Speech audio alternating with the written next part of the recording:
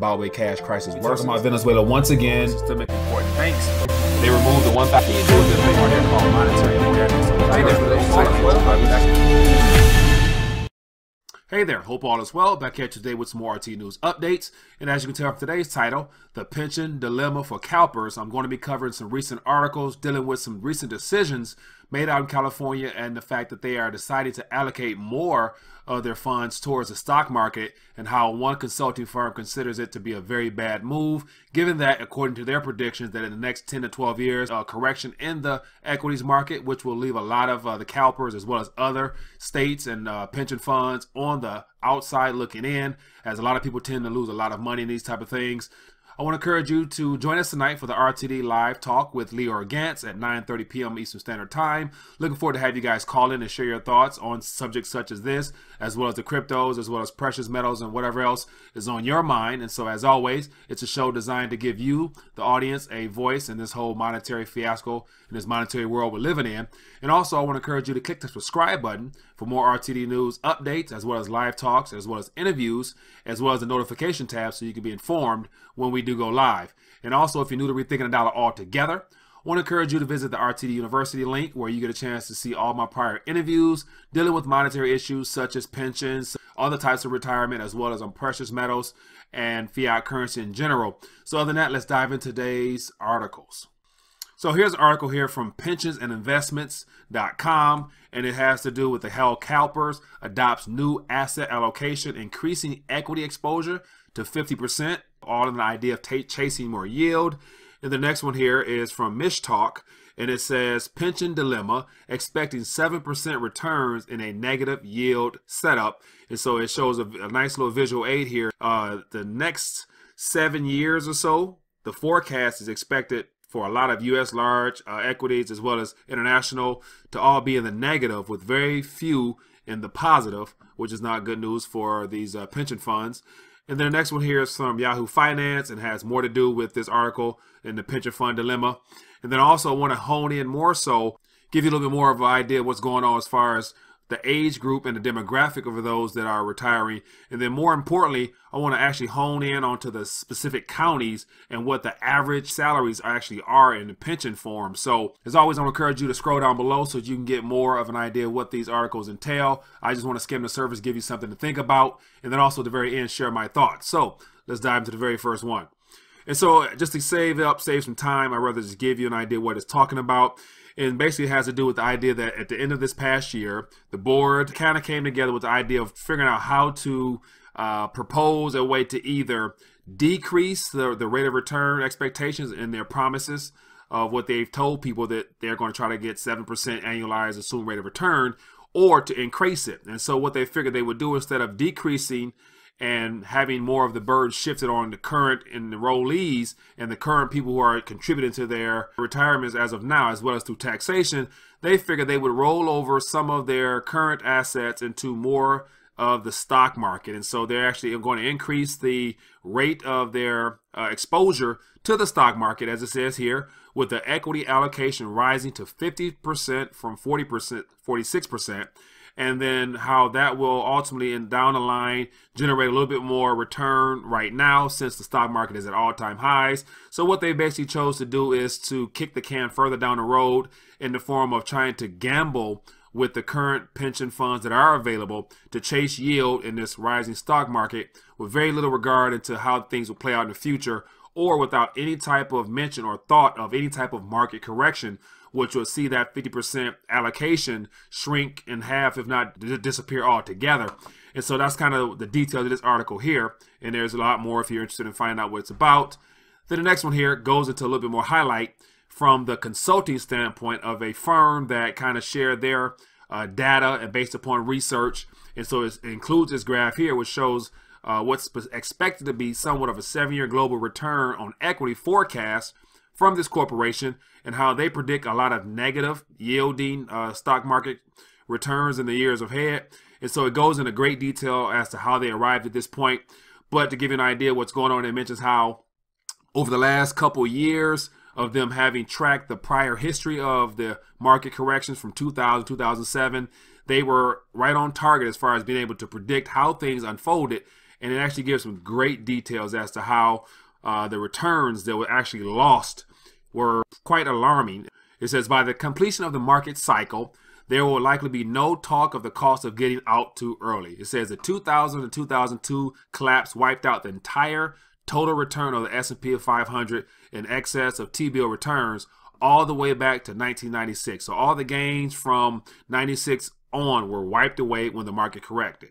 It says the 2007-2009 collapse wiped out the entire excess total return of the S&P 500 all the way back to June of 1995. So what he's saying is from 1995 up into the 2007-2009 time frame, everything the market had gained during that time frame there was lost as far as the actual returns on the investment made during that time frame, which left people a lot worse off. It says, we correctly anticipated the extent of both collapses. I can emphasize strongly enough how much of our challenges in the recent half cycle traced our bearish response to overvalued, overbought, overbullish syndromes. And it goes on to give a little bit more, but then this is Mish, or the contributor of this article here, amongst with those thoughts added in here, saying that people like to believe they will always be the ones to get out on time. It says, mathematically, it's impossible for all but a tiny percentage to escape. For every seller, there is a buyer. Someone has to hold every stock and every bond 100% of the time. It says the major repricing event is coming, more than likely a series of them over the next 5 to 7 years. It says pension plans will be devastated. Give you a little bit more. It says the summary of our present outlook is this, and this is what he's anticipating in the days ahead. We view market valuations as obscene, with negative expected S&P 500 total returns over the coming 10 to 17 year period, and a probable interim loss in the order of negative 65% over the completion of the current market cycle. So inevitably saying that he sees a major correction coming in the days ahead, just as the CalPERS pension fund decides to put more money into equities at the time where everything is extremely overvalued. Then the next one here is from Yahoo Finance and has more to do with this current outlook, but it gives a little bit more detail. And I'll read a little bit of it to you briefly. It says retirement systems that manage money for firefighters, police officers, teachers, and other public workers are pulling back on costly bets at a time when markets are rising around the world.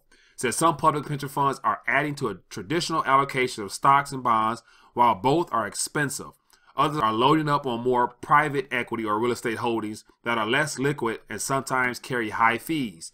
It says how much risk to take is a question facing all investors that are entering in 2018. It says everything is overvalued, said Wilshire Consulting President Andrew Junkin. So this Wilshire Consulting is a company that was from the prior article, who advises public pension funds. Says there is no magic option there. In the public pension world, the willingness to chase expensive assets is a product of the core challenge most funds face. It says how to fulfill their mounting obligations to workers and retirees. So the idea that they are chasing yield to live up to their promises of paying people income for life is becoming harder. And so they're chasing what they consider expensive assets with the idea of being able to return to the investors their promises of a guaranteed pension for life. So the very next one here I want to touch on from a blog called transparentcalifornia.com, and it has somewhat of a breakdown of the current recipients of the CalPERS program. And so it says full career retirees comprise of 19% of CalPERS membership receive 30% of the benefits. So this was written a couple years ago, but yet still relevant to the idea of what the breakdown is like. Those that have been working for 30 plus years receive about 19% of the percentage of what goes out from the pension plan. And it says 36% is going out to those that have put in less than 15 years. And so basically those that have been retired for 15 years or less, or put in 15 years worth of work, are receiving 36% of the total package here. And it gives some more figures. But then one thing I really wanted to point at is that if you take some time to go through, you can actually click on and see for yourself. But this is as of 2014. It gives you an idea of a breakdown per employer in California. So this is the Los Angeles Unified School District, which has approximately 20,682 recipients of pensions. And so it's averaging about $45,000 for the year, which equals $37 million. Then you go right on down to the county of Santa Clara. And so the average pension and benefit amount for full career retirees is $77,000. And so that's about 11,000 pension recipients, and it's $463 million. So if you go through this list, which goes on and on and on, you see all types of amounts of what's been promised and what people are receiving now. There's a couple 80,000, 90,000s in here. So you have all those promises, which are absurd amounts of money that people are expecting to receive for the rest of their life, when the CalPERS fund is already running well below its ability to pay its current obligations, and it's going to be a major correction.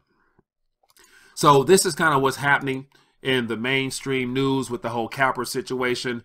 And so just giving you an idea of what's happening on the surface, the fact that the program, they're in such bad shape there that they're going to even put more money out there to quote unquote chase yield, which kind of seems like the gambling with people with retirement chasing yield in risky stock market. And so the fact that a consulting firm came out saying that there's going to be a correction which will wipe away more than half of those gains. So if the prior history serves as any type of indicator of what to expect, it's going to take the losses back, maybe back to 1987 or worse, as far as the amount of money that will be lost and the promises that will be broken. So this is what's happening in California. Imagine everywhere else where they're going through similar things, where there's not enough money to pay to meet the obligations. And so people are trying to get as much out as they can.